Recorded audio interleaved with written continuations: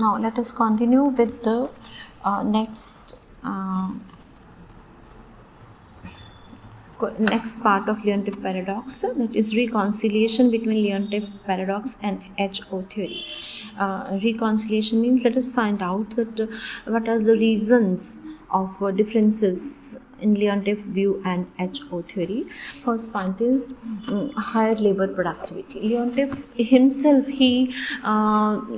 he rechecked his input-output table in United States, and he found, and he tried to bring out the reconciliation between his view and HO theory, and he found that the productivity of labor in United States is about 3 times that of labor in foreign countries. जो productivity है वो labor की वो बहुत ज़्यादा है. It means less labor से भी आप ज़्यादा produce कर सकते हो. The higher productivity of American labor was due to better organization and entrepreneurship skills. So there is no doubt that the productivity of labor is higher in US than in other countries, but the multiple of 3 as assumed by Leontief was clearly arbitrary. तो input output table में उन्होंने जो 3 से का multiple लिया है, that has been said to be wrong. Then Kren in 1965 उन्होंने एक स्टडी में रिवील किया that the productivity of American labor was more than that of foreign labor only by 20 to 25% and not by 300%. So Leontief ने 300% ज़्यादा मानी है, जबकि Krenin found 20 to 25% ही ज़्यादा मानी है. सो इस लेबर प्रोडक्टिविटी डिफरेंशिएशन की वजह से जो हायर लिया है लियोनटिफ ने, रिजल्ट्स उनके डिफरेंट आए हैं HO theory से. Second is human capital, use of the human capital जो है. Leontief found the greater capital intensity in US import substitution industries than export industries because he did not consider the investment in human capital. जो human capital skill formation में investment किया गया उसको नहीं लिया उन्होंने, इसलिए उन्होंने उनका कंक्लूजन जो HO थ्योरी से डिफरेंट आया है. तो बेसिकली क्या है, he had emphasised only upon physical capital, machinery, equipment and buildings, and he ignored the investment जो खर्चा हुआ in terms of education, skill creation, health पे. अगर हम उसको भी लेते हैं तो such an investment will bring about a substantial increase in the productivity of labor और आपकी labor capital ratio जो है वो change हो जाएगी. तो बहुत से economist हैं, क्रेविस, कैनन एंड किसिंग जो है उन्होंने ये फाउंड आउट किया है. उसके बाद third point is natural resources. Leontief analysis में जो है नेचुरल रिसोर्सेज का रोल ओवरलुक किया गया, इग्नोर किया गया कि नेचुरल रिसोर्सेज किसी कंट्री के उसके कैसे स्ट्रेंथ बनाते हैं. The efficient use of capital requires larger amount of natural resources also. United States के जो United State imports are the natural resource intensive products such as minerals and forest products. So ये जो products हैं they have high capital labour ratio in United States. Process of production यानी कि जो natural resources use किए जा रहे हैं उनकी प्रोसेस ऑफ प्रोडक्शन क्योंकि कैपिटल इंटेंसिव है तो डेफिनेटली वो उसमें हाई कैपिटल इंटेंसिटी को शो करता है.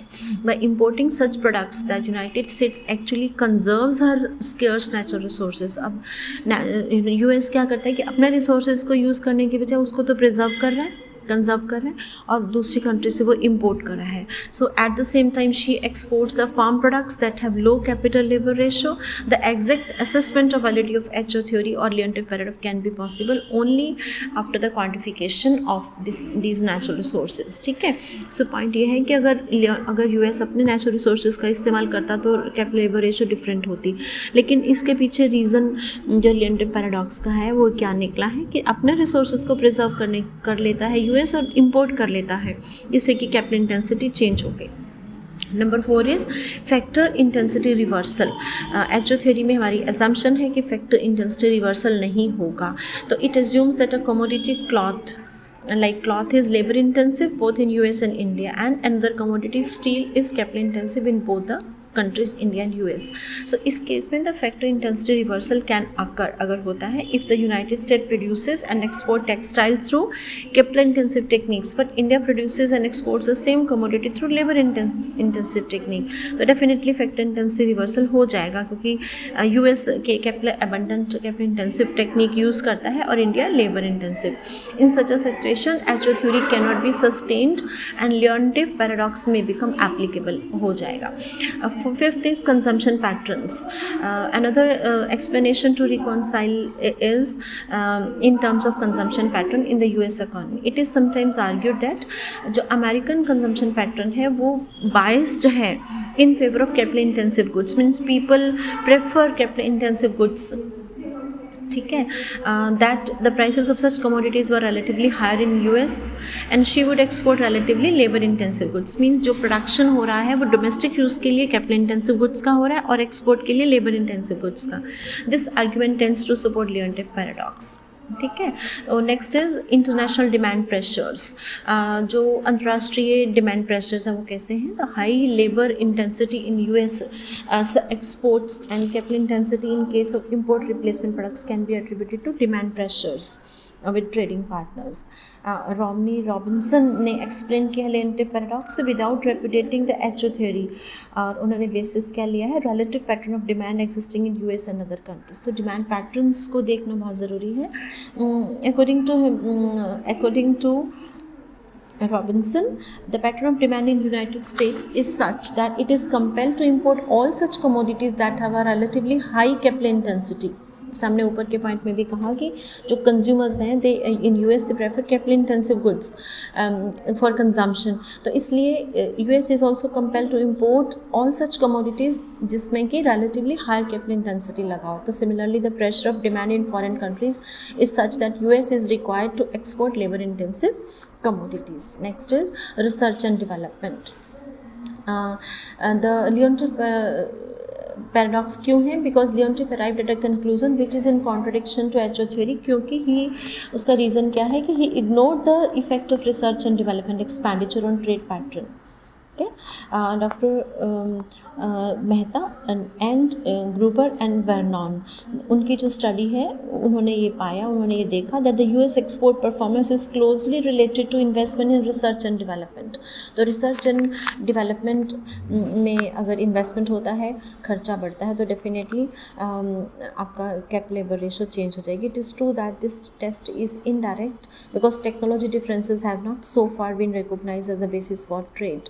क्योंकि ये हमने कहीं अजम्पशन नहीं ली है कि डिफरेंट कंट्रीज़ का जो एक्सपोर्ट इंपोर्ट का पैटर्न है उसमें टेक्नोलॉजी का रोल क्या है ना, ये हमने इग्नोर ही किया, हमने सिर्फ कैप लेबर को लिया है. तो उस but still the relative comparative advantage of different countries में be influenced by research and development expenditures. Last point is tariff structure. जबकि फ्री ट्रेड माना गया है लेकिन Leontief paradox can be reconciled if we consider the tariff structure and during between the trading countries. Tariff क्या है? एक tax है import पे और जो कि एक तरह से प्रोटेक्शन देता है डोमेस्टिक इंडस्ट्रीज़ को और इम्पोर्ट को रिस्ट्रिक्ट करता है. तो क्रेविस ने 1954 में स्टडी जो कि लेबर इंटेंसिव इंडस्ट्रीज़ वर मोस्ट हैवीली प्रोटेक्टेड इन यूनाइटेड स्टेट्स. कब ध्यान देंगे कि लेबर इंटेंसिव इंडस्ट्रीज जो हैं वो प्रोटेक्टेड हैं. तो इट मीन्स उससे क्या हुआ कि जो इम्पोर्ट है उस पर टैरिफ ज़्यादा लगाए. That perhaps this reduces the labour intensity of US import substitutes. Similarly less developed countries जो हैं वो भी they can be compelled to permit duty free import of agriculture products. ठीक है, क्योंकि जब हमें इंपोर्ट करने का मौका मिलता है लेस डेवलप कंट्रीज़ को तो वो कई बार ड्यूटी हटा देती हैं, ड्यूटी फ्री इंपोर्ट कर देती है ताकि बढ़ जाए. तो रिज़ल्ट क्या होगा कि अगर इंडिया जानबूझ के अपने रॉ मटेरियल पे ड्यूटी हटा दे और यूएस उसे इंपोर्ट कर ले तो यूएस के इंपोर्ट्स जो है वो लेबर इंटेंसिव जो है वो हो जाएंगे. तो इस तरीके से कुछ हम डीपर रीजंस को फाइंड आउट कर सकते हैं कि जो एचओ थ्योरी है उसके अगेंस्ट लियोनटिफ का जो कंक्लूजन है वो क्यों आया. तो डिफरेंट कंट्रीज़ के डिफरेंट रीजंस हो सकते हैं.